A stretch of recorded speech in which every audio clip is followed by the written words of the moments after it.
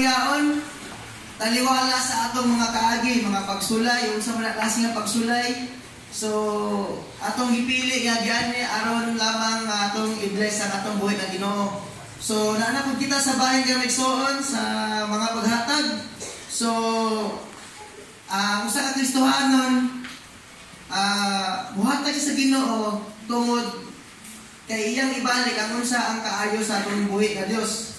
Kaya ato mang ibalik, so andam-andam na mga Igsoon, hinahinay ko, plaster man o sa inyong mga paunon para muhatag sa itong buhay na Diyos. So nalang ko ibasahon din Igsoon sa Malakay 3:10 until sa 11. So bring ye all the tithes into the storehouse, that there may be meat in my house, and prove me now herewith, said the Lord of hosts, if I will not open you the windows of heaven and pour you out a blessing, that there shall not be room enough to receive it.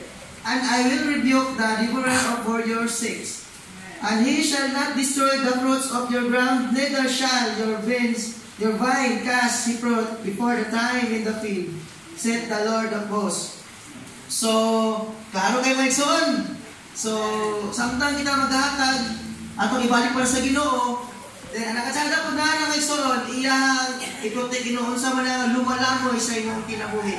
So, ato, palihog ko, samtang maganda, muhatag ito mga Igsoon, tindog na tayo ni Inay. Muhatag sa kalipay.